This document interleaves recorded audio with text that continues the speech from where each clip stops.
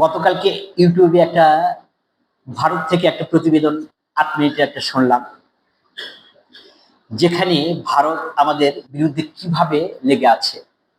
বলুন তো, আমাদের দেশে বর্তমানে এতটাই অভাব দেখা দিচ্ছে যে মানুষ না খেয়ে মরতেছে। কোনো জায়গায় শুনেছেন?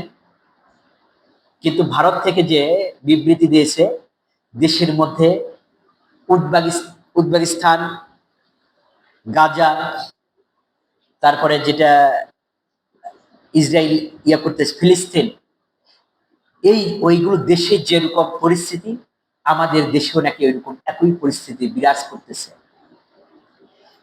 এবং যে কোনো সময় মার্শাল আইন ল এটা জারি হতে পারে। এটা ভারত থেকে বিবৃতি দেওয়াটা অমূলক না।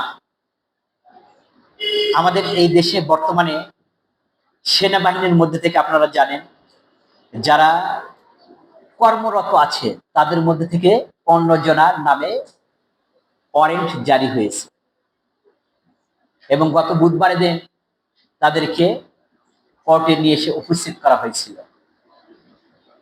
এছাড়া যারা রিটায়ার্ড করেছে তাদের মধ্যে থেকে 10 থেকে 15 জন তাদের নামেও ওয়ারেন্ট জারি আছে। দেশের মধ্যে কি অবস্থা হবে এইটা কিন্তু আদৌ আমরা যদি একটু চিন্তা ভাবনা করি জানতে বুঝতে পারবো না যে আসলে কোন দিকে দেশ চলে যাচ্ছে। এই ভূখণ্ডটা কি আমাদের আন্ডারেই থাকবে না অন্য কোথাও চলে যাবে, আল্লাহ ভালো জানে।